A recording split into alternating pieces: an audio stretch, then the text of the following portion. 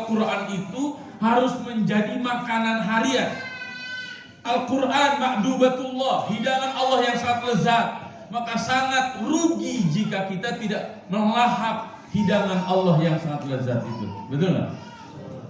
Tinggal kita menaikkan ya matra ta'amul ma'al Qur'annya itu. Kalau untuk level Ustadz Zamzam ya 10 juz itu kecil bagi Ustadz Zamzam. Bagi Ustadz Ferry, bagi Ustadz Saiful 10 juz levelnya 30 juz sehari hatam tuh. Sehari hatam. Ya bagi kita, ya kita sesuaikanlah ya. Apalagi levelnya level kayak saya. Ya saya mah jangan ditanya begitu saja. Bukan songong masalahnya. Memang harus ditanya tetap yang namanya SDM. Jangan sampai ketua yayasannya mewajibkan, ternyata ketua yayasannya lah enggak. Tapi maksud saya begini, kalau tilawah 1 juz atau murojaah 1 juz bagi para muhafiz itu mah harus jadi wirid harian. Maksud saya begitu ya. Nah bagi kita tambah lagi dosisnya, bukan hanya tilawah, bukan hanya qiraah. Tapi tilawah itu gimana? Membaca ayat-ayat Al-Quran plus terjemahnya. Bahkan level kita, apalagi level para manajemen, level para guru, ya, matranya bukan hanya itu, harus pada tingkat tadabbur. Ya. Kenapa? Karena nanti begini, akan ada rasa yang berbeda. Kalau hanya sekadar membaca Al-Quran, apalagi membaca Al-Qurannya karena ada mutabaah yaumiyah, akhirnya kita akan gaspol hanya mencapai target mutabaah. Sedangkan ta'amul ma'al Quran itu harus betul-betul kita nikmati. Pola menikmati itu bukan ada di sini nih, bukan ada di mulut. Karena tugas mulut itu hanya sebatas mengecap makanan dan minuman, rasa. Sedangkan Al-Quran itu bukan di mulut, tapi adanya di mana? Di hati. Nah nikmatnya interaksi dengan Al-Quran itu kalau kita sudah tadabbur dan membaca tafsir, maka level kita harus lebih tinggi dari anak-anak SD, anak-anak SMP dan anak-anak SMA. Kalau anak-anak SMP dan SMA hatam sehari 1 juz, maka kita plus. Apa plusnya? Tadabbur. Saya sangat bahagia tuh tadabbur teman-teman di SMP itu kan. Ada tuh. Ada tadabburnya kematian terus tuh. Spesialis kayaknya kematian terus. Saya setiap baca tuh pengen nangis terus. Ingat mati terus. Kematian. Dan itu sangat bagus. Nanti ada yang mentadaburi dari segi SDM, ada dari segi pendidikan, ada prinsip-prinsip keamanan, security. Jadi yang menikmati itu banyak orang gitu, ya. Dan kita bisa melihat Al-Quran itu dari berbagai sisi. Kan Al-Quran itu bagaikan mutiara. Siapapun yang mentadaburinya maka dia akan memantulkan kemilau cahayanya, ya. Dan tadabur itu harus dilatih. Agar apa? Agar tumbuh rasa. Mentadaburi Al-Quran itu tidak harus 1 juz, ya. Tidak harus 1 ayat. Bahkan 1 kata, 1 huruf saja itu akan nikmat sekali. Saya sering menyampaikan, saya mencoba mentadaburi kata-kata zal, kaf, dan ra, zikrun, zakarun, itu sampai 5 tahun. Tidak kurang dari 40 tafsir saya baca. Diubah-ubah aja terus tafsir, semua tafsir saya baca. Berbagai macam tafsir. Bukan hanya yang bahasa Arab, bahasa Sunda saya obrak-abrik. Ternyata setiap kali kita mentadaburi itu ada hikmah yang kita dapatkan. Dan begitulah indahnya berinteraksi dengan Al-Quran. Nah, saya ungkapkan ini kepada antum semuanya agar apa?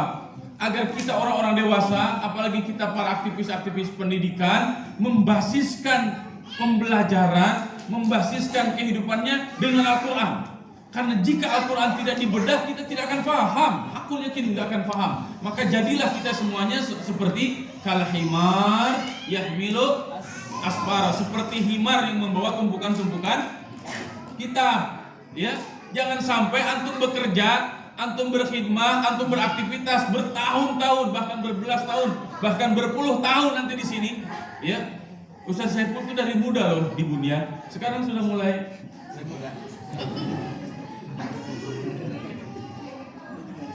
ya, lagi ganteng-gantengnya dulu waktu masuk Bunyan. Sekarang sudah mulai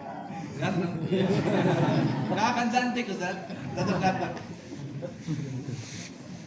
Jangan sampai antum bertahun-tahun, berbelas tahun, bahkan berpuluh tahun di Bunyan, tapi bacaan Quran gak robah-robah, belangkang belentong teh harita juga gitu.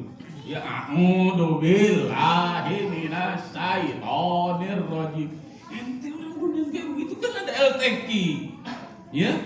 Jangan sampai bertahun-tahun di Bunyan gak ngerti huruf sin itu keluarnya di mana. Ya, mad lazim musaqal kilmi itu apa? Mad arili sukun itu gimana? Mad jaiz mad wajib itu seperti apa? Enggak ngerti, rugi.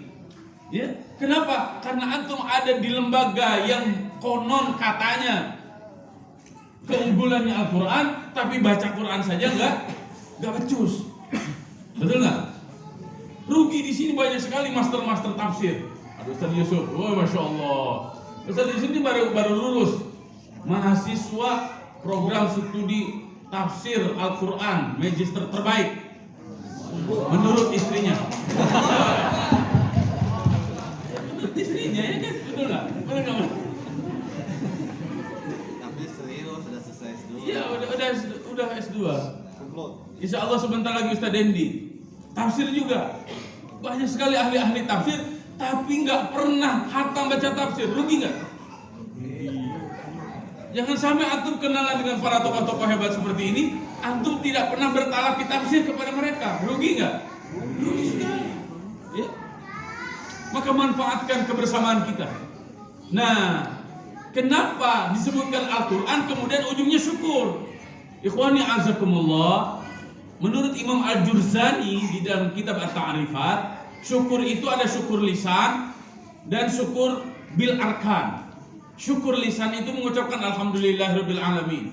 Syukur bil lisan itu alhamdulillah bi ni'matihi tatimmus shalihat. Syukur bil lisan itu alhamdulillah ala kulli hal. Ya, jadi kalau antum ditanya, gimana kabarnya hari ini? Antum jawabnya apa? Kalau antum jawabnya alhamdulillahirabbil alamin itu berarti standar. Kalau antum jawabnya begini, alhamdulillah bi ni'matihi tatimmus shalihat, itu berarti antum baru gajian. Iya, bi ni'matihi tatimmus shalihat itu menunjukkan antum sedang lagi banyak rezeki.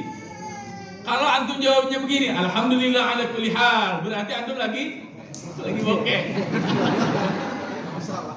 Lagi ada masalah. Memang seperti itu para ulama mengajarkan kepada kita semuanya. Jadi alhamdulillah ala kulli hal, alhamdulillah bi ni'matihi tatimmus shalihat. Jadi mau lagi banyak duit atau lagi enggak punya duit, alhamdulillah aja terus. Itulah yang disebut dengan syakur. Apa?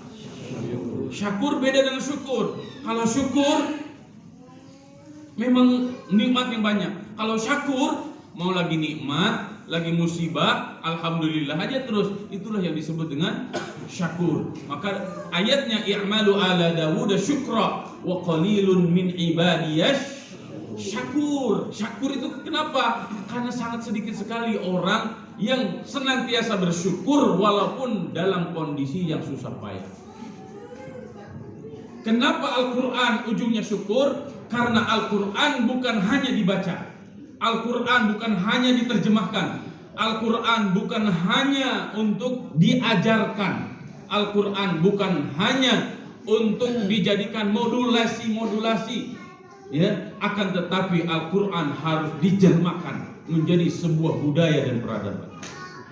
Ya, ketika Al-Quran sudah diamalkan bahkan menjadi budaya dan peradaban kita di Bunyan, menjadi ekosistem Qurani, itulah yang disebut dengan syukur bil arkan. Ya, jadi di sini tingkat syukurnya adalah tingkat syukur sangat tinggi. Kita bersyukur dengan hidayah Al-Quran, ya, dan syukur kita bukan hanya sekadar lisan, akan tetapi syukur kita dibuktikan dengan tingkah laku dan perbuatan.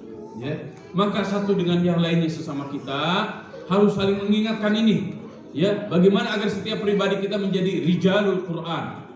Kenapa di Bunyan Ya, pembinaan itu sangat berjenjang. Ada pembinaan yang sifatnya pribadi-pribadi, betul nggak?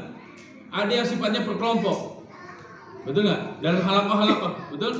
Ada pembinaan briefing tiap pagi itu, betul nggak? Ada pembinaan yang sebulan sekali, betul nggak? Ada pembinaan-pembinaan yang sifatnya peningkatan skill, betul nggak? Nah, ini semuanya untuk apa? Agar kita semuanya terus bertumbuh.